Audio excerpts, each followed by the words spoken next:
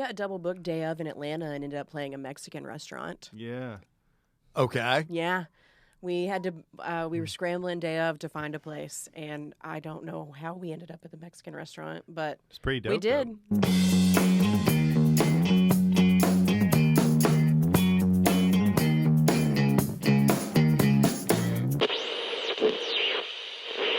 It is I, the Poptimist, and today we have Josh Sullivan and Phlecia Sullivan from Year of October. Welcome back. Thanks for having us. Thanks for having us. Of course. Talk to me about Watch It Burn Records. Why did you guys start the label? Yeah, we started that label in 2023. We had released a lot of our stuff on vinyl, and we had been talking to our friends and some bands we really liked around town about doing vinyl records and vinyl releases, and we were just like, let's just do it. So we've released, I think, seven releases, 45s and LPs through Watch It Burn Records. But it was just a way for us to like get our friends that are in these awesome, bands a little more. Just a few more eyes on them. Yeah. I was like, we've built up, a little bit of a following for years online, and we love vinyl. So like that's like our favorite way to listen to music. And I was like, I want my friends' music that I love on vinyl, and I want to be able to share a little bit of our platform with them to help more eyes get on them, help them get more fans. Yeah. So is the process for like starting a label, what was that like? Ours is pretty straightforward because we only do product deals. We don't have anything with licensing, so we don't have to worry What's about. the difference? We basically do, like, depending on the artist, we have different deals with different people, but we basically fund the records, like the actual vinyl, the pressing, okay, and then they get a portion and we get a portion, and we sell it on our Bandcamp, and then they sell their portion. But we don't have any ownership of the songs. But yeah, we don't have any ownership, so it's basically just art. It's basically just almost like a merchandising deal. Yeah, exactly. Okay. And that way, and we started it that way. It might change in the future with different artists, but like my thing about it was I didn't want to tell people what to do with their art. I just wanted to put it on vinyl. Yeah. And so I just wanted to put out music we wanted to put out music that we like, and have it in a different format that bands might not have had before. So, it's been really exciting. We've, I think our first 2 years we had a ton of releases, and it's been a little quiet recently, but we've got a couple things coming out soon. So, I know at one point you guys said you were talking to, or you were going to do a release for King Gizzard and the Lizard Wizard. Is that right? Did that end up happening? We've done a couple 7 inches for them. It's the bootleg stuff through so them. They allow anybody to bootleg their stuff, and we did that because obviously we do the local stuff, but then with the King Giz stuff, they obviously have a big fan base. Our thought process is King Giz is, great music in its own right, but then it gets all those eyes on your other stuff as well. And it's a similar genre style of music, so there's some good crossover there. Mm-hmm. Totally, but yeah, they're super cool. They literally have, if you go to their website, they have a bootlegger page. They have kind of taking a page out of the Grateful Dead stuff back yeah, in the day. but then they're doing it themselves. They're just put up live albums, and you can. They're just like do whatever you want. The only rule they have is you have to send them a portion of your copies. So they've and it's cool too because then they sell them through their site, and so people see Watch It Burn Records. Interesting. Mm-hmm. So yeah, it's pretty cool. It's cool that we've done our own art for those too. So like getting to like think up stuff, and then we work with Casey Joe. So Casey Joe, shout out. She's a shit. She's so cool. Amazing. Yeah, she's she awesome. did our logos for Year of October, Watch It Burn, and both of the King Giz and our live album. I didn't know that. Yeah. I love amazing. Casey Joe. Yeah, she's awesome. Yeah, we send her these crazy ideas. Whenever we're sending artwork to artists in general, we're always like, hope they think this is cool, because we kind of let them. We sound insane. Yeah, so we'll write like a 2 or 3 paragraph description of what we want, and then she's like, heck yeah, let's do it, and it's awesome. So she's great. She's super easy to work with and very talented. What is the process like from soup to nuts of getting vinyl pressed? Like, you have a mixed and mastered record. What do you do from there? So we usually go through Gotta Groove Records. So we we get the mixes and masters, which is the most important thing. We kind of figure out side A, side B if it's an LP, because time on those does matter. And we've never really had any issues with that because our albums are usually right under 45 minutes. So, but luckily, Gotta Groove Records has this like really easy ordering form. So you basically just plug in all your numbers and then you send them over your your tracks and your order and the artwork. Yeah, get the art set up in those templates. And Felicia's really good at that. So, but yeah, then honestly, you send it to them. Get the test pressings, okay that, and then you just wait. Yeah, test pressings are always exciting. It's like the halfway point, and then you listen to them, and if you hear anything that's like on each one, you let them know, and they can make adjustments. Luckily, we haven't had any problems with them, but then you approve it, and then they send you the records. Do you guys do a separate master for vinyl? We do, yeah. The guy we work with our mastering gives us a digital, a CD version and a vinyl version. So he's awesome. We work with Mikey from Dark Audio? Dark Arts. Audio. Yeah, he's awesome. Yeah. But he's worked with like All Them Witches and like I think he did a King Buffalo album and stuff. So he's awesome. He's very easy to work with. Rad. Well, one of the biggest reasons that I admire you guys is you take the bull by the horns and do your own thing. Like you have the label, but you're also regularly touring. Like I know you guys are always on the road. Can you talk a little bit about that and booking and what it's like to be a working musician playing original music? Yeah. It's tough. I was just talking, booking has been harder and harder, I think, since 2020. Yeah. Just because of venues shutting down and then us competing with even larger bands for smaller size venues because like mid-size venues are closing. And so it's been interesting booking. It's seriously, it's the most boring thing. It's just a lot of time sending emails and then listening to so many local bands. Yeah. So we look at like where our friends are playing. We look at where other bands that we know that tour are playing. That's a good way to find new venues and new artists, new places to play. We use Indie on the Move a lot, which is really What is Indie on the Move? Indie on the Move is you can set up like a free account with them, but they basically are like a DIY site. They have like you click on the state and the city and it'll populate venues. Oh, wow. And it has their contact info, their Facebook, their Instagram, and you can just click through there. So it's very helpful. And then they give reviews too, so people if they like had a bad experience, like hey. And this is all other musicians that are saying this. Yeah. Like avoid this venue or this place is awesome. They'll take care of it. Right. Yeah. They'll be like, hey, Scott and Joe, book at this place. Talk to Joe because Scott's not fun to work with. You know, like it's literally like that detailed. I saw one recently that had like a ton of really bad reviews, and then they were all from like 5 years ago. And somebody commented recently, and they were like, please disregard these. We just played there. They have new ownership. They're amazing now. Like, and I was like, this is cool. I like that we can see what other people think before we play places. But yeah, honestly, it's a constant thing. Like I'm booking every day. I'm always like, we're always responding to people. Like we got 3 or 4 emails this morning that we need to respond to this afternoon. Yeah, we're working on a tour in May out to South Dakota, and I have like a couple more shows. South Dakota? Yeah.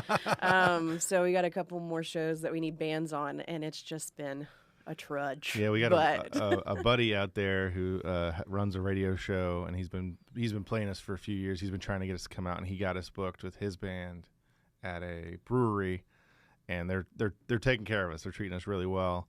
So we're booking on the tour out there. I think we're playing. I mean, it's a 2.5 week run, but we got like Chicago, it's like 13 Detroit. Dates, I think. Yeah, 2 weeks. I think it's 2 weeks. You have one day off in the middle, but it'll be a lot of fun. But yeah, it's like, I mean, it's a constant battle. And then you have venues that like change what they're doing, you know, year to year. Like, they might not have music anymore, or they might want more cover bands, or they might, you know, you're always trying to keep up with what they're doing and who's booking you and where. We're always very upfront though, like we don't do covers. Yeah. We can play for 4 hours. but it's all original. So Yeah. I'm like, we need to be very upfront about that because some Right. people do get a little testy sometimes. Yeah.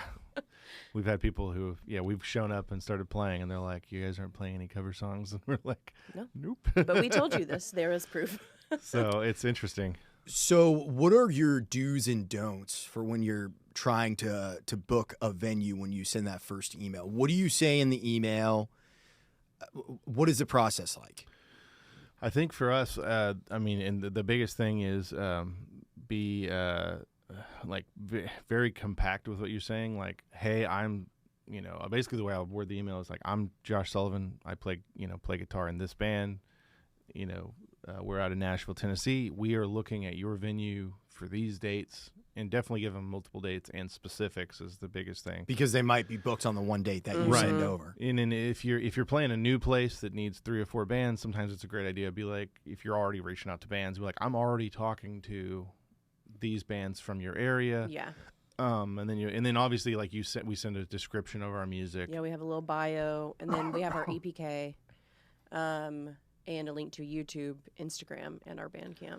But we just keep it real concise. And if 2 we paragraphs and links. if we've played there before, we tell them like history too. Like, hey, we've played Johnson City, Tennessee, 10 times in the last 3 years. The last 3 shows have had 80 to 100 people. Here's some of the bands we've played with before. We know we can get a good crowd. Here's the dates we're looking at. And I always say to them, like, if those dates don't work, let me know. I can send others. But yeah, if it's a new town, definitely, at least if you reach out to other bands and then put their names in the email. Because a lot of reach times, out prior. Yeah, reach out at the same exact time. Yeah. I'm like, when I send the email, when I send the thing to the bands, I'm like, I'm reaching out to these venues. And when I send it to the venues, I'm like, I've reached out to these bands so that they know that we're at least trying something and we're not expecting them to do everything. Yeah. Mm-hmm. Because that's a big thing for venues. Mm-hmm. Yeah. So when you're looking for these bands to do with the local shows with, are you just going on Instagram, Bandcamp, and just finding people that you like or you feel like you have something in common with? Pretty much. I'll go to the venue that we're playing and scroll through their events. Sometimes on Facebook, and I'll be like, that looks like a rock band show. And then I'll go to Instagram and pull up all the bands on that show and then listen to their music on Bandcamp. And then if I'm like, this kind of fits, I'll shoot them a message. And so then I kind of scroll through their Instagram if they sound kind of like us and see who they've played with and send more messages that And then way. a big thing too is if they get back to me and they're like, hey, we can't play, we're always like, hey, send me recommendations. So that's a big thing for us too. If we ever say, like, people ask us all, play Nashville and we can't play, first thing I do is, hey, here's 5 bands or 3 bands that you can play with That you should reach out if to. you need more, let me know. Yeah. Because I think that's the biggest thing is just helping each other. And then sometimes you'll talk to a band and they'll be like, hey, are you working with this venue? I don't recommend that venue. I recommend this venue. So it's always constantly changing. I think the biggest thing for us is just good communication, and being very upfront about what we do with venues and then also with bands. It's different when we play a lot of shows with other bands, but then we also have shows where they're 2 or 3 hour, 4 hour shows. And those shows are a little different too, because sometimes the expectation is you take this many breaks, you get paid this. Because every venue in every region is kind of different. So different, yeah. And so you just I'm always if they don't say it, I'm always like, hey, here's what are the details here? What can we expect? Because the more you know up front, the easier it is. This ended up going fine. I won't say that we played a show recently and we showed up and in their original email they're like, we got a sound guy. You'll be playing outside. We show up and there's no sound system outside, so we're like, what's going on? And we go inside and the sound system's kind of half set up, and then the guy comes in and he's like, yeah, we don't really have a sound guy. And so we ended up, me and James and Phlecia all ran I think you were setting up merch, but me and James got the sound system working, and we're like, all right, we're at least good to go. And it ended up being fine, but it would have been nice to know that going in, because then I would have been, because sometimes it's just miscommunication. Yeah, and sometimes for whatever reason you could show up to a venue and it's oh yeah, we fired the sound guy 2 days ago. Yeah, exactly. And it's You never news to you. Right, Yeah. right. And I think that's the biggest thing for being a band on the road is being flexible, to kind of just go with it, be able to play wherever we are and very whenever they need adaptable, us. and it's Yeah. also nice Yeah. because like we obviously can be, our music's very heavy at times, and can be very aggressive. But if we need to like if we play a 3-hour set and the venue's like, hey, everyone's eating dinner, you need to like ease into it. We have like a lot of songs that are a little more chill, and James and me and Phlecia are all good at like we can pull it back if we need to. Totally. So being adaptable and flexible has been a thing to get us more gigs, because like I think people recognize that too. So it's sometimes like you'll be playing a gig and you'll be like, this is going to be awkward for the first hour, but then like the second hour you're like, okay, people are here for a rock band. So it's different. Everywhere's different. Well, it's you show up to these towns that are outside of Nashville, and you guys have a really good view of this, but you show up to these towns outside of Nashville and people are excited Oh, yeah. because you guys are fucking Nashville musicians. Mm-hmm. So it already has a little bit of its own thing when Yeah. people come out to see you. Yeah. You guys are rock stars when you show up to a place like South Dakota. You know what I mean? Yeah. It's where it's like, I imagine there's not a lot of, it's not like Nashville. Mm-hmm. It is interesting because we play a lot of small towns too, and like that might be the only event going on that weekend. Yeah. So like, I tell people all the time, I'm like, don't turn your nose up at a small place, because like, even Those though are they're some of the best. those are some of the spots. best spots, because like we've played a place up in Kentucky that was in like, it was basically like a one street town, but like there was like 35-40 people there like waiting for music, and I'm like, you don't see that here. I mean, I know What town was it in? Oh shoot, what was that? Somerset? No, Glasgow. Oh Glasgow. Yeah, Glasgow. It was great. I mean, we do play Somerset a lot. we Though. do play Yeah. Somerset. Yeah, Somerset's great. Playing there on Friday. Yeah, we are playing there on Friday. But it was crazy because like people were there like to hear what we were gonna do, and like I mean it was cool.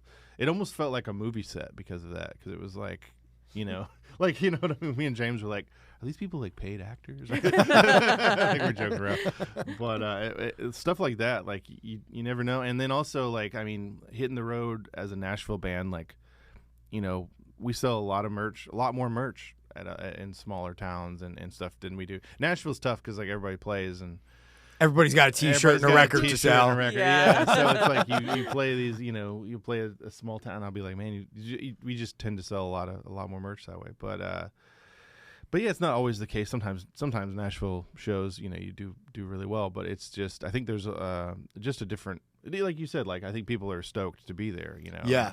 Well, it's like if you're playing in Nashville a lot and you're not doing the typical Broadway thing, chances are you're playing to a room full of your peers and your friends. Right. Mm-hmm. It's like your friends are coming out to see you because you're in town, you're playing a show. Because like at this point, most of my friends, like we've talked about this in the past, there's not really a scene the way it was pre-COVID here anymore. It's different. Yeah, Mm-hmm. it is different. It's Definitely. changed. Yeah. It's changed so much. And is it a good thing? Is it a bad thing? I don't know. There's still plenty of great bands in town, but it's like, I think people have this impression of Nashville where you see the glitz and the glamour of Broadway and they associate that with the rest of town. But when you talk to the tourists out in town or whatever you're doing, you run into them, talk to them, they're always like, we didn't know Nashville was this way. We didn't Right. know it's as cool as it actually is. And Yeah. it's like, yeah, Yeah. Oh, it's yeah. fucking dope. Mhm. Yeah, it's awesome.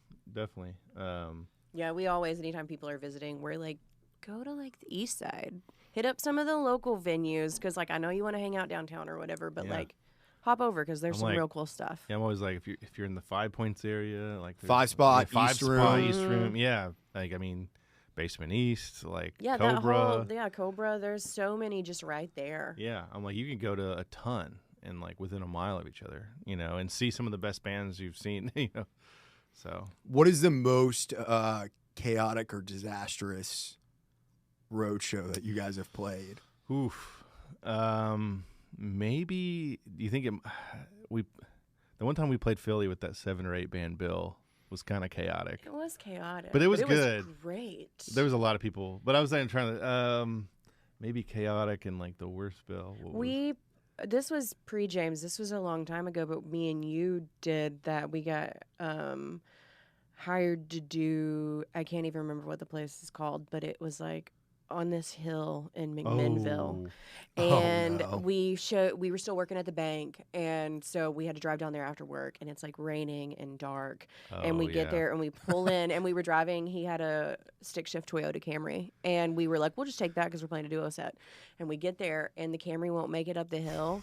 And at the bottom of the hill, there are these like 2 school buses with like an arch, like a iron archway over it, and you can like see people moving around in the school buses. And I'm like, we're going to die. It's like a horror movie. Yeah. It felt like Silent Hill. Yeah. So like we like end up getting in touch with the people at the top of the hill, and we're like, we can't make it up the hill in our car. And they're like, we'll send somebody down. And so this old man comes flying Ripping down down in the his hill. truck, and he's drinking a beer, and he's like, get in. And so we get in the car, and he's like one arming it up the hill, and it was Beer in the terrifying. other hand. Yeah. Yeah, oh, yeah. And like there's drop offs. I'm like, if we don't get murdered at the top of this hill, we're going to fall off the road in this truck Right, and right. die.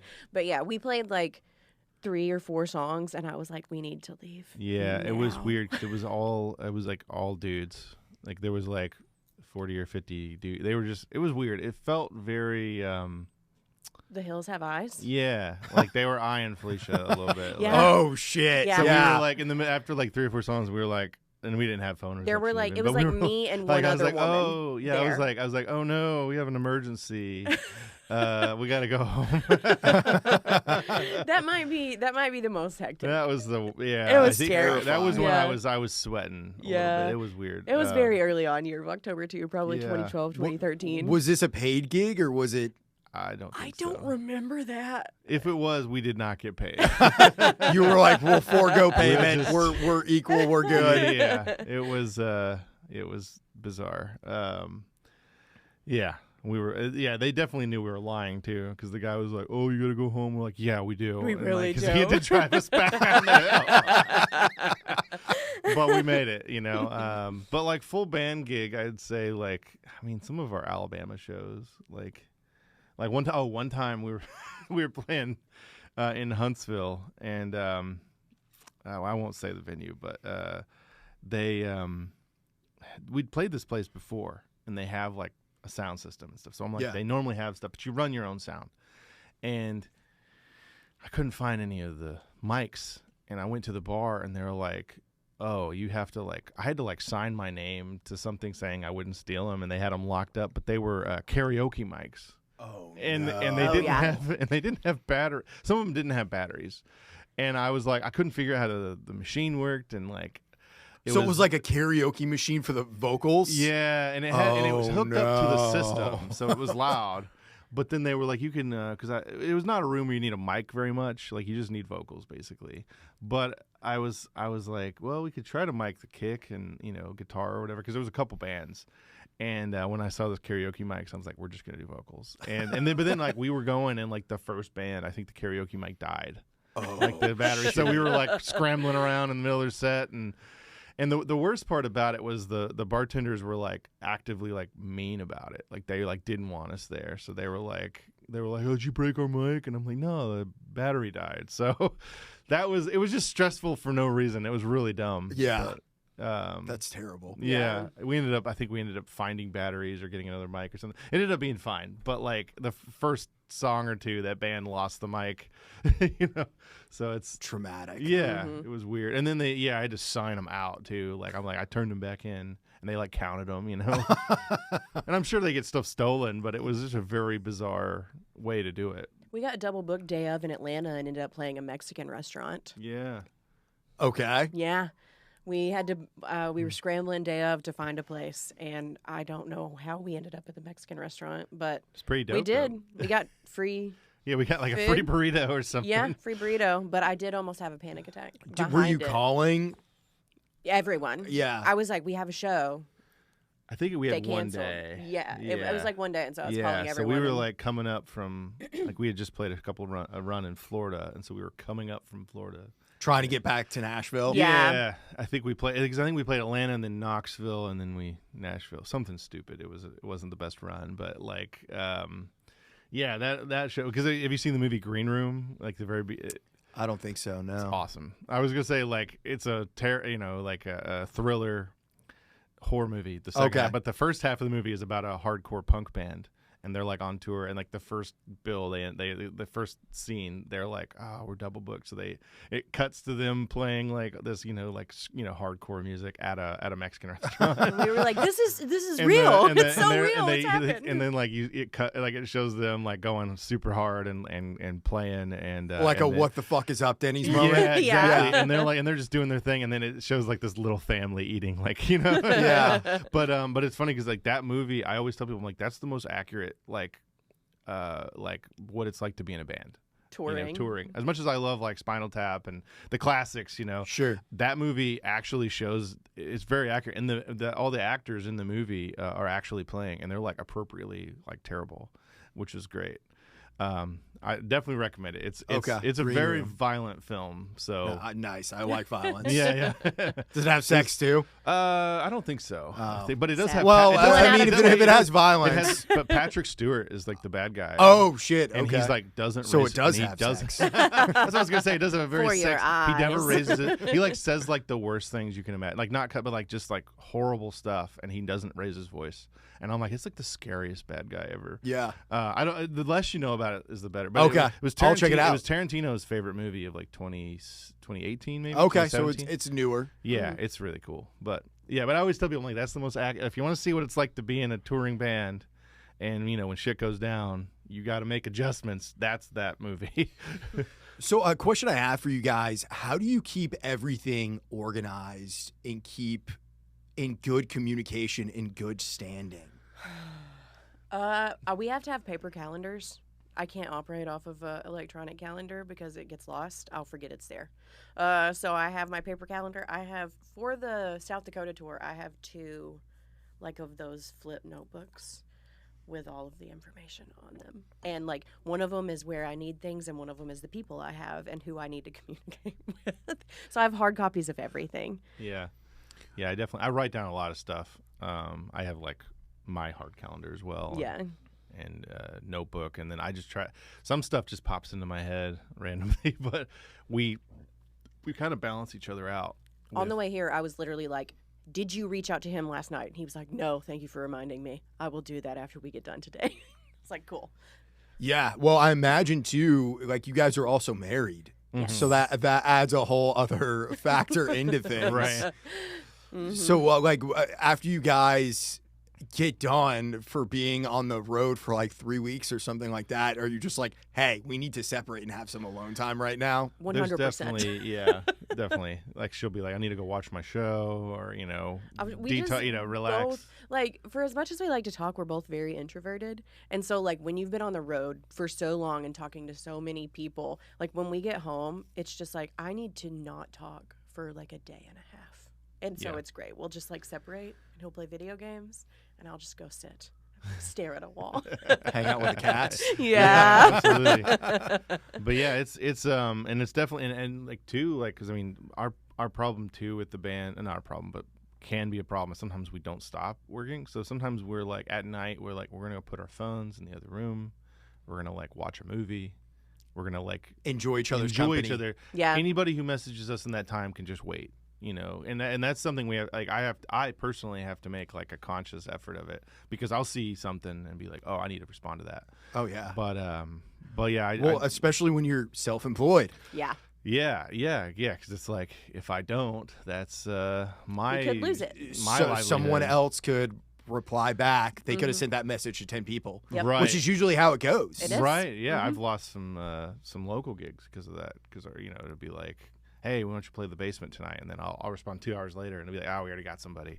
Which but I'm like, dang it, So yeah, it's definitely top of mind.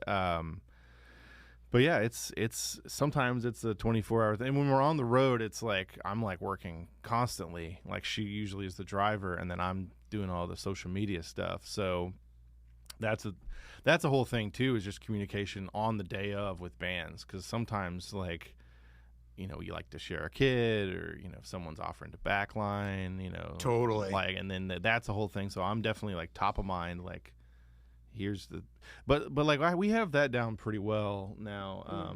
But yeah, this always happens though. Like you'll send all this detail, and then everybody's like, cool, we're good, and then the drummer shows up with his own kit, and like as an example. Yeah. It's like there's always something, but that's easy to Yeah. adjust. Somebody we're always very flexible, so it's like we can adjust to stuff. I'm not like going to be a hard ass about stuff. Well, I think that the key to success is realizing, and I mean, you guys realize this so early on, is that is a lifestyle decision. Oh yeah. It's not just like, oh, I like playing music. Mm-hmm. Totally. That's a big part of it, don't get me wrong. That's where everything stems from. Yeah. But it is a lifestyle decision. You have to be I think keeping a band together is the hardest fucking thing in the world. Mm-hmm. Totally. It's insanely hard. And like we were looking back, because we've been a band since 2010. We literally counted how many people have played with us, because it's been us and James since 2019. Yes. But pre-James. total number of people that have played in our band, and this is fill-ins as well as full-time people, but it was like 38 people. Damn. And and so it was like, there was a couple years there where like, we could not keep a crew together, and then you're like, it's hard. It's discouraging at times, and it's hard too because sometimes you have to make a tough decision and like fire a friend. Yeah. Because they just can't do it. Yeah. And you're like, we work a lot and we need more dedication. And so I feel bad, but this kid came up to me the other day at a show and was like, I'm going to play bass with you guys. And I was like, no, you're not. And he said, yes, I am. And I was like, you can't play as much as we do. And I was like, and also I'd never heard you play. And he's like, what do you mean? And I was like, we play every weekend. He goes, oh, like, and I don't know. I didn't know who he was, but I had to be very honest with him. I'm like, look, I don't know you.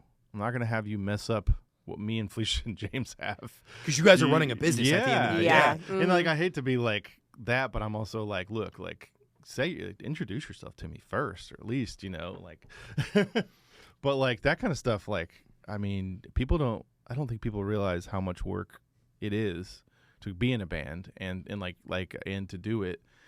And then to, you're committing to these long hours, these long drives, days on the road. Sometimes you're not making any money. Like, you never know. Yeah, you're eating, Waffle House once a day. You know what I mean? Like, kind of, you never know. And then some days you're doing stuff. And then sometimes you're playing shows out of town where you just drove 5 hours to 5 people. And that's you. If you're not okay with that, that's kind of hard. Some people I know, it like kills them. Yeah. It's well, it's the lifestyle decision. Like, you have to be good at rejection and expecting the unexpected, because I'm sure there's shows that you guys have played where you're like, this is gonna fucking suck. Right. There's like 6 people here, and then all of a sudden there's 30 people. Totally. And like sometimes even if it's just 6 people, if those 6 people are super into the set, it can be a great night. Because like I think that's one thing that Nashville is really good at, is beating you down early. Yeah, definitely.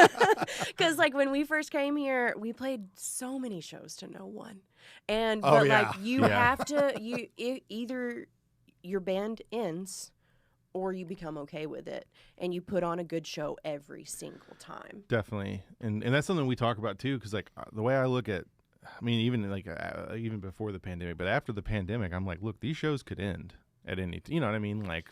Venues are changing, all this stuff. I might not get offered shows anymore. So every show we play, I'm going to do the best I can and put on my best show. And James is the same way. He's always professional. Well, he's very cohesive to work with, because like that's kind of how we met each other, was through James. Yeah. Because I've played with several different artists with James Varner over the years. He's a great drummer here in town. Yeah. And he's your guys' drummer. But it's always easy to have James around. He's just like a zen center of gravity. Right. Exactly. Very chill. He's and like, he falls asleep in the car immediately. So yeah. it's great. He's like our little baby in the back seat. Well, I mean, we could be having the most serious conversation in the world. The minute we hit the highway, he's out. He's out? Yeah. He'll be like, and the secret to life is, and then he'll pass out. And then he'll wake up and be like, you guys hungry? Spoken like a true drummer. Yeah, you guys want to stop at Buc-ee's? Like the other day, we were driving back from Johnson. We played Johnson City. We played Bristol. And then we spent the night there, and then we were playing Cookeville. And there's a Buc-ee's in between there. But James, like, the minute we hit the highway, James was asleep for 3 hours, and I was like, we needed gas. And I was like, oh, Buc-ee's has good bathrooms and, whatever. It's clean. So I was like, let's go to Buc-ee's. And James literally hadn't said a word in 3 hours. And he goes, Buc-ee's. It scared me and Phlecia to death. We were like, we thought you were asleep. Yeah, and he's like, we're going to Buc-ee's? And I'm like, it's like our kid in the back seat. And he's like, I need to get an LD. I need to get a Liquid Death. I think they have the new one, whatever. It was hilarious. But yeah, it's very, it's definitely a lifestyle thing. And also I'll say too, like if people like, if they don't like playing music for the love of playing music, it's very hard to motivate. You have to motivate yourself, and you have to love what you do and try to we're always trying to get better and just do the best that we can. So, well, there's several different wings of being a musician, because now you're like, we've said it a couple different times, but like you're a business owner, you're an entrepreneur. So you have to also separate the art piece and the creativity piece from the running the business piece. right.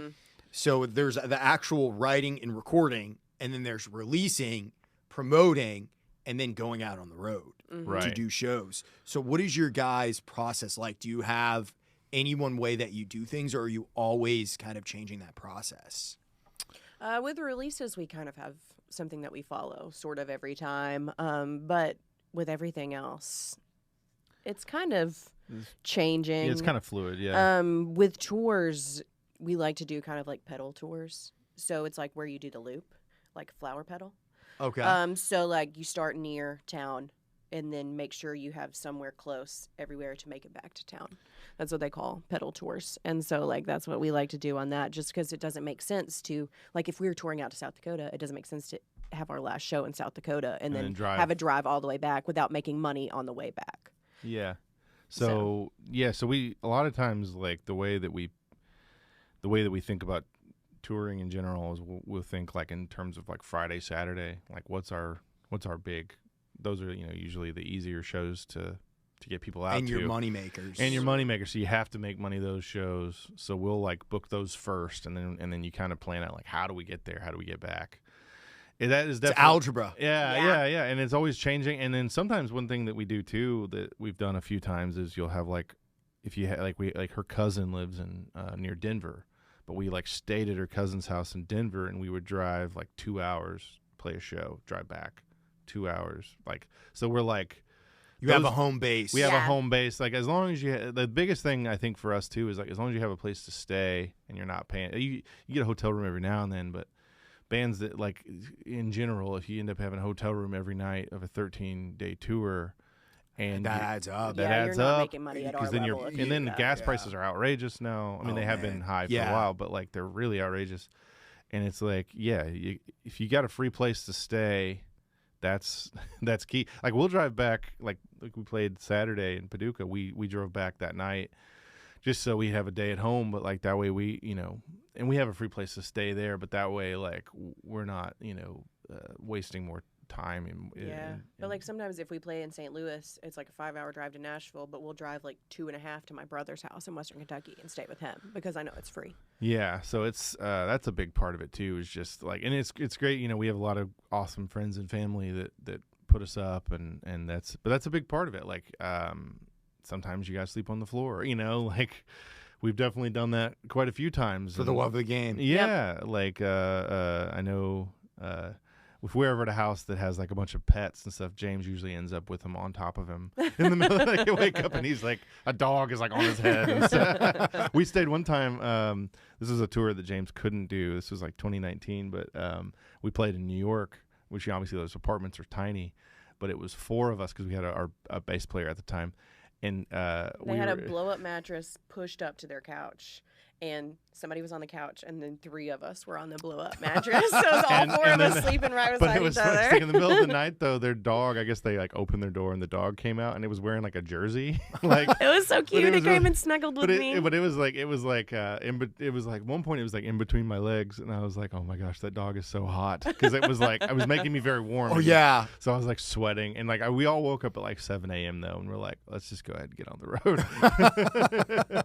But I was saying with the business side of things, like sometimes we definitely have to make a conscious effort to be creative. Like, hey, like let's not send emails.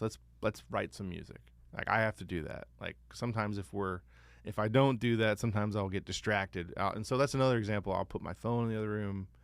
I'm going to play guitar for 2 hours. I'm going to play bass. I'm going to listen to demos that we've done, or not demos, but like my The voice phone memos, recordings, you know what I yeah. mean? And I'll put like no notifications on so I don't get bothered. But like, and then when I'm in business mode, sometimes I'll put my guitar in the other room, because sometimes I'm like, as much as I need to play it and want to play it, and that is a great release to play it. Sometimes I got to get these emails done. So it's definitely a conscious thing for me, because I get distracted. I'm very like ADHD, so I get distracted. If there's like a good book on my table, I might pop it open, and I haven't read it in 6 months, but I need to, it's in that moment you feel like you got to get it done. Anything's more fun than sending this email, but you know what I mean? So it's definitely something that we both, it's we kind of balance each other out on, because sometimes she'll be working and I'll be taking a break, and we kind of do that sort of thing. And it's a constant thing, though. That's a battle in its own, I think. Well, I think any creative pursuit or endeavor in general, communication has to be good by all parties that are involved. Because again, the hardest thing in the world is keeping a fucking band together. Yeah. Because it is like a marriage. It is, yeah. And we just, the minute we book a show, we immediately text James in our group chat and send him the dates. And that's another example where he's so easy to work with, because like he's like let's go. Like he's always like down for it. So but we do about a third of our shows are just the two of us, and those are usually within like 3 or 4 hour drives. Like we don't usually tour a lot on the two piece. So how do you decide, like, do you schedule things out where it's like, okay, up here, like March and October, we're going to play in Paducah? Do you have certain venues that you hit up at certain times of the year?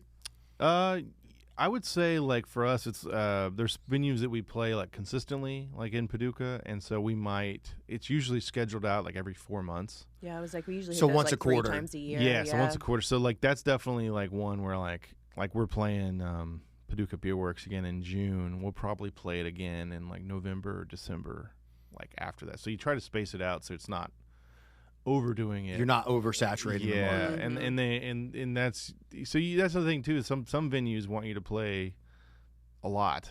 Other venues want you to space it out if they want you consistently. So we kind of feel that out too. Like I'm working with a guy in Bristol right now. I just texted him today. I sent him a date in July, and I was like, "How often do you?" Because he's like, "We want you to play a whole bunch this summer." I'm like, "How often do you mean?" What is a whole You know what I bunch? mean? Yeah. Because that could mean a lot. Once a month? Yeah. Like, yeah. Well, it's just knowing, like, decoding what people say. Yeah. Yeah. Because it was like I always had sales jobs and had professional, like, 9 to 5, and you have to decode what people say versus what they actually mean. Usually, though, in those situations, I can feel it out how to talk to them, but like I'm very straightforward about expectations and stuff. Well, and every single person too has a different communication style that they respond to. Right. Because being straightforward can piss some people off. Right. They don't like it. Yeah. Right. Yeah. Yeah. And I do think we've gotten better at being, like, to the point, but not, like, Mean. angering. Yeah, not mean. Yeah. We Tactful. Yes. Because, like, I feel like early on, like, we played a show in Huntsville one time, and it was, like, our first tour, and the bands kind of just walked all over me. And they were like, we're not closing. And I'm like, we need to do the local sandwich. And they were like, no, we're not doing that. You're closing, and blah, blah, blah. And I just went with it, and it was terrible. Everybody left after all their friends played. Yeah. So that show was insane because that show was a 3-band bill, and the first band sound checked like 9. It was like 9 o'clock when the show was supposed to start, and there was like a bunch of people in there, and they didn't start at 9. They like waited. They like put their instruments down and went outside and smoked a cigarette for 45 minutes, and then came back in. I'm like, guys, we're going on like third, and then so they played, and they played outrageously long. It was a set, punk band, and they played, like, 45 minutes. yeah, like so many songs. Yeah, they played like 15 songs. or That's a something. lot for a punk band. Yeah. 45 minutes. And, Yeah. and they brought out like the most people too. So like the minute they're done, half the people leave. And then the band, That then the sucks. band after them was a 2-piece, and they decided to, and they didn't tell anyone this, but they just start setting up a different sound system in front of the sound system. They were using in-ears, and I swear it's a room that's like maybe double this size. It's a tiny. Damn. Yeah. And it's like a long bar side of it, but the actual space is tiny. So we're like, oh man, well at least they're gonna let us use their sound system. They finished their set and tore down their sound system, so we had to reset up the original one. And by the time we went on, it was 1:15, and the bar was like, hey, we have a hard cutoff for music at 1:30. Oh my God. So we played like 3 songs maybe, and Thank you. Good night. Yeah, and but- Last call. There was one person left in the whole bar, Damn. and because the band's left, of course. And the only That fucking sucks, dude. Yeah. That's so rude. it was insane. It was. So we don't play with him anymore. But that was definitely like a good learning experience though, because we're like, we are not going to let anybody walk all over us. So like, People will. they they will. will. Oh, for sure. And so, like, we're We very gotta- much like, this is order. And, like, I mean, if there's, like, some crazy circumstance where, like, yeah, if someone's like, someone hey, is like, I literally can't be there until so-and-so, we can switch things Well, around. you're But, like, reasonable. yes. yeah, Yes. we're very like but no. diplomatic. Yeah. But like we definitely, I mean, I've had to put my foot down a couple times. Like I had a guy, I won't say particular, but like I sent him the order, and like this is a guy we'd worked with a lot before, and he immediately was like, well, since we're going third now, this is now my show, and you guys are going to do what I say. So what was he technically the headliner then? That's like, what he that's what he thought. that's how he thought. perceived it. Yeah. And so my response to him was, if you're going to be like this, then we can find another band, And he was like, we don't have to be like that, And he immediately backed off. But I was like, we'll just find another band because I don't want to. Because like I was very kind about everything, You were just firm. and I Yeah. was like, because like also when we play with other bands, we split it evenly. Like and if they want to, if a local band wants to give us a little bit of their cut, that's their call. But we split everything even. Yeah. Even if they are opening or because like closing at a local level is not really closing. You know what I Or mean? it's not Yeah. really helpful. No. It's not really a Yeah. headliner. So like if you're the touring band, you should always play in the middle, usually. And so like he made a huge deal about them playing last, which was also funny because like in the shows we played with him previously, we'd always given them like really good slots. So I'm also like, look, I'm asking you this one time to play third. Like you need to chill out. And when we actually played the It show, was a great show. they had the most people. So I'm like, you're gonna complain about it, and then you had They a great- would have left. Yeah. I'm like, it ended up being a great show. Everybody did really well, and at the show, he's like all stoked, and stuff. But I'm like, I remember. But yeah, I've had it's been good learning stuff like that. It's good learning experiences on standing up for yourself and being firm, but then also still at the same time being like, we try to always still be kind and I try to treat people the way I want to be treated, but like we're not going to be walked all over. Yeah. Well, there's a lot of musicians out there that they're attracted to that glitz and glamour and that they want to feel like they're a star while they're on stage. Mm-hmm. My thing is, okay, you can be a star on stage, that's fine. But when we're off stage, don't do any of that bullshit. Exactly. Right. Yeah. Mhm. Don't do any of that diva bullshit with Mhm. me. I can't stand that I shit. can't I either. can't either. It's such a show for nothing. Because, like, I don't think you should be that way at any level. But, like, especially at our level, we're all just working hard Yeah. to Yeah. get it done. Well, you guys are truly working musicians playing original music, which you're already in the minority of the minorities because you're like living in Nashville. You're doing this full time. You're running your own shit. You have your own business. And it's like when someone comes along and this is like the thing that they do to feel cool, which, Right. okay, fair enough. That's fine if you do that, but don't fucking come at me. Right. Mhm. Yeah. Yeah. Yeah. Exactly. Yeah. We've definitely seen a lot of that. It seems to, I would say, like it might just be who we're playing with now. Probably just being more selective on that, but we definitely Well, the pattern recognition starts Oh, to yeah. happen. right. When stuff like that happens, we're like, we will not play with you again. We played a show one time with this band, and these guys were younger than us, and it was in Alabama. I'll just say that.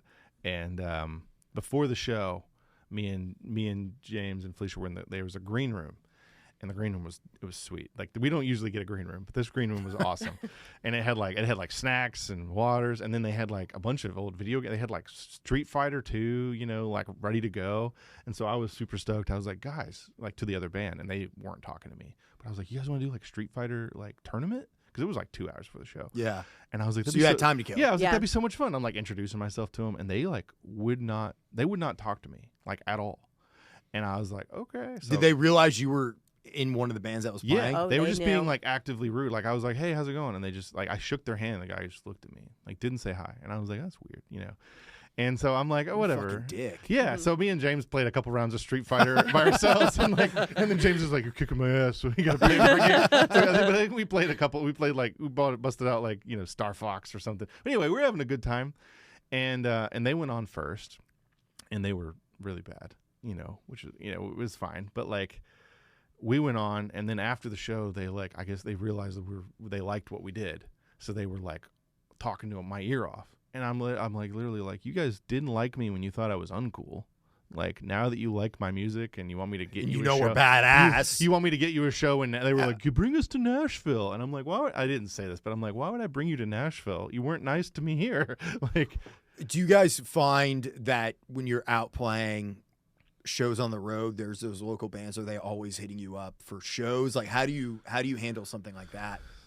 There are, I feel like, it's not as much as it used to be, but there for a while were a lot of bands that were like, bring us to Nashville. And I typically say, because when we book the shows on the road, we don't rely on other people to book the shows. We book them ourselves. We get the bands. We make the posters. And like the other bands do promote and play, but like for the most part, we are doing all the work. And we're giving them a job. And we're giving them, opinion. Yeah. So like when they're like, you need to book us a show in Nashville, I'm like, if you book a show in Nashville, we will play if we're available. Hit us up. But like, you need to be the one to take action. Yeah. And get the stuff booked. But it was like you were saying, you'll make recommendations of like, hey, hit up this venue and this venue and this band. Mm-hmm. Totally. Yeah. I'm like, we'll tell you everything, but you need to be the one responsible for the show. Yeah. In town. Because I'm like, we've had a couple people who in that scenario have been like, we just did you a favor by playing this local show. And I'm like, no, we gave you a job. You accepted the job. So I'm like, in my opinion, like it's easy to like, if we get asked to play a show, it's easy for me to say yes. And I know that's our crowd if they come out and it helps the touring band. But like at the same time though, the touring band's the one that did all the work. Yeah. And got the show. So, but like we have buddies that we play with like several times out of town that we're working on shows for now. We love helping people. Yeah. And like I love helping people, and like I like helping people that I like. You got to see the initiative. Yeah, it's like the attitude surrounding the request is very much. That same band too. This was hilarious. They played a song, and their guitar player missed. He was like in the middle of his guitar solo, was trying to rip his shirt off, and his arms got all tangled up, and so he like missed the solo. So it was a little bit of, it felt good to see that, because also they brought out quite a few people that were their buddies, and their friends were all like, a little cringe, but the fact that he got all tangled up in his shirt. After he was rude to me, it kind of made me happy. I caught James's eye, and James goes, like I said, after the show, they were all our buddies. I'm like, I mean, we could have been, I always tell like our thing with Phlecia, like, we always say with Phlecia and James, like, even if I don't like your music, I'm always going to be nice to you, because like there's no reason, like, I don't have to like your music. We know how hard it is. Yeah. And also, like, we can just be like, it's like the golden rule, like, I treat people the way I want to be treated. Like, I don't have to. We can be good working musicians and not necessarily love each other's music, but like you always have to be respectful of each other. Yeah, and respect the craft. Yeah, exactly. And I don't want to put somebody down for trying. No, I would not. I wouldn't have even told this story if they were just said hi in the beginning like that. The band would, him ripping his shirt and everything wouldn't have even been part of this, story. So I think there was a show that I played with you guys. I feel like we've done it a couple of times where we played at Springwater together. Oh, yeah. I remember this one time we played, and I am not normally someone who like thinks like, oh, this band fucking sucks. Yeah. Because mostly everybody's really good in Nashville. That's Nashville. Yeah, everyone's good here. Yeah, everyone's even good. if it's not your cup of tea. But I remember this one band played, and it was TH3, I think Year of October. I can't remember what this band's name was. I won't say it anyways. Yeah. But it was weird because I knew the guitar player and the singer. It was a female fronted band, and they lived on the bottom floor of my apartment building. And I knew the singer, she was like a mixing engineer and successful in the industry or whatever. Mm-hmm. But the guitar player was a fucking dick. I hated him, and they were hell to deal with as tenants because they always had a problem, and they would always bitch to me, and I'm like, dude, I can't do anything about this. Yeah. This is something I have zero control over. Right. But he's the kind of guy where it's like he saw me wearing a Misfits shirt one day, and he's like, name 3 songs. He's one of those. Oh, that's annoying. Yeah. Like, And I'm like, I fucking love the Misfits. Yeah. Dude, fuck off. I'm gonna name 50 songs. Yeah. No, that's real. People who are like judgy like that, it's really annoying. But they fucking sucked. They were Really? terrible. Yeah, and that's the only people that I will say my entire time in Nashville, either Broadway, like local show, whatever it might be, where I was like, these people are bad. And it was bad. It was like truly bad. Like I remember the singer, she like fell and did like this weird move on stage. You guys might have been outside. I don't know if you saw I this. definitely watched this. I can see it. I just You can't vaguely remember. remember place it. who it is. I can't place who it is. And Like, the singer, I she was remember. really bad. I Like, she remember. was not good. But was it satisfying for you? Yeah, it was satisfying Yeah. because I'm like, That's- if they were just musicians and I didn't actually know them, Yeah. I would have been like, I would have felt bad Felt for bad. them. Right. Yeah. But knowing that the guitar player was a fucking dick, Right. I didn't feel bad for him at all. Exactly. That was kind of my feeling with the him getting stuck in his shirt. It Yeah. felt like, and also watching that, it felt like a very Spinal Tap moment. You know, Yeah. where it's like they're stuck behind. You know, he's like, he thinks he's looking like a Like badass. stuck in the egg trying to Yeah, break yeah. out. Oh, the rest of his band is panicking because they don't know the cues. They're all like vamping on one note or whatever. Yeah. That's amazing. Yeah, that's- terrible. Man. What are you guys working on these days? Do you have any releases coming out here in the next couple of months? No releases right now. We're just kind of writing, following up the release from October. But yeah, we're writing right now, booking some tours. And Yeah. Yeah. Yeah, you out on the uh, road this summer? Yeah, a lot. We have a lot of stuff booked and a lot of stuff we're working on. We might have a festival out in North Carolina in August. Oh, yeah. And Asheville? In Asheville, yeah, which is Asheville's a cool place. Yeah. We'll see. So Let's see The how boulder of the fingers southeast. crossed. Yeah, It yeah. really is. And like I think that festival is like a benefit for the hurricane. hurricane relief. Oh, stuff. nice. So, Yeah. Good cause. Yeah. Mhm. Tax write-off. Yeah. So that should be cool. But yeah, we've got that Midwest tour. We're going up through the Midwest to get to South Dakota. So Yeah. I'm excited. We'll be back in Detroit and Chicago and everything, which I love. So we had you guys come here and do a little session. We did some songs. Talk a little bit about the song that we're going to play at the end of this episode here in a minute. Oh, yeah, that's Rabid Badger. It's one of the singles off our record. I've Given You Everything that we released in October. Yeah. That's the opening track on the album, and that's one that I really feel like it almost kind of encapsulates the whole album, like the feeling of it. Like it has a lot of dynamics. It's got some mean guitar riffs.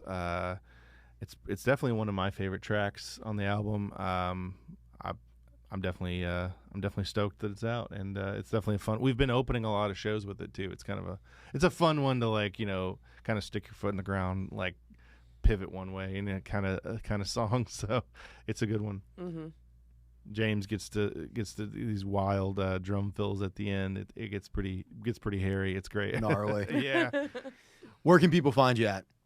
Our Bandcamp, yearofoctober.bandcamp.com, and then all the socials, we're just Year of October. And then we're all the streaming stuff too. But yeah, Bandcamp is the go-to place for all the music and merch. So talk a little bit about Bandcamp and why it's the go-to place. I think it's good. It enables you to connect with fans directly. And you can just you can see what people buy, and then like when like people buy your stuff, it goes out to all of the people who follow them too. Mm-hmm. So it's kind of cool, and they do really good stuff with like cutting fees once a month for bands. So yeah, I They're- think that they do a good job of working with artists. Yeah, it's definitely. I mean, in my opinion, it's like the best way to sell merch and your music, because people can, if they're digital people, they can download it. You set your prices. It's very easy. It's very user friendly, and it's very band friendly. We have our band on there, and we also have Watch It Burn Records on there as well. And it's just they make it almost too easy for us. But yeah, we have all our vinyl on there. That's definitely and then we also have all our shows listed on there as well. So But we're really big advocates for physical media, and that is a good way for any band to make money, because with streaming, you're making nothing. Right. So even if you have millions and millions of streams, you're making no money. So like, we always push people towards where they can buy our physical media. And if you just do digital, you can download it there too. So And it goes direct to you guys. yeah, it comes direct to, we run all our merch, we do all the shipping.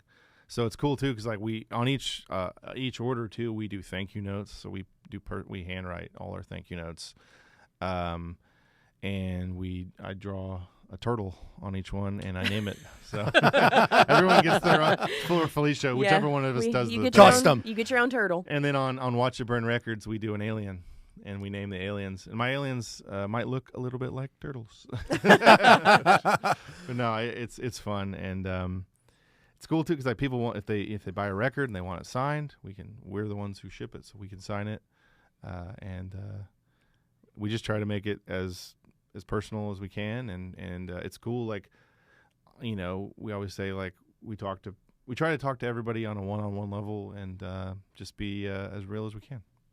Well, thank you so much for coming on. Yeah, Yeah, thanks for having us. us. Of It's been course.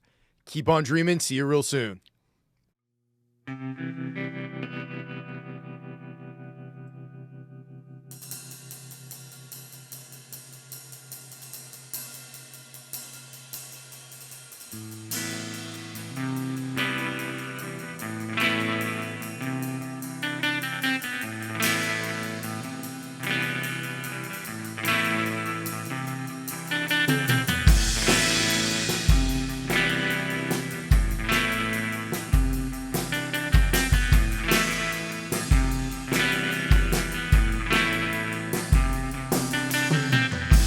Ground so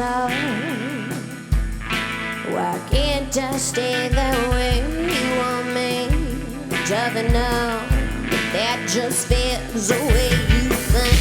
Where's the ground shakes, break walls to make new ways? Where's the ground shakes, break walls to make new ways?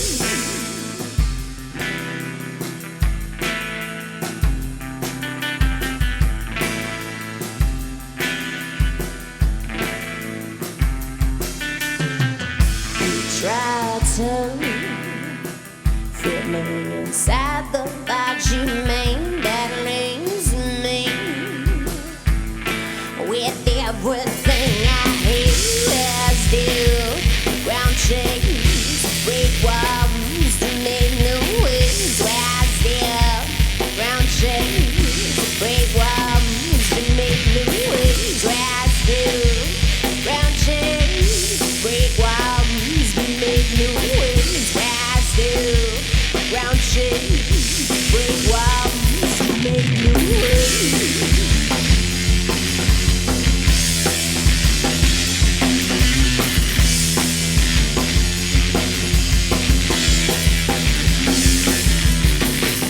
I'm not you.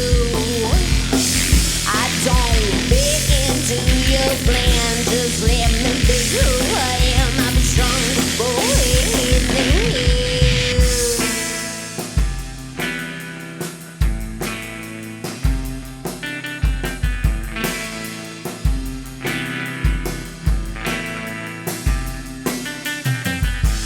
Ground soul, and I will always be the way you want me.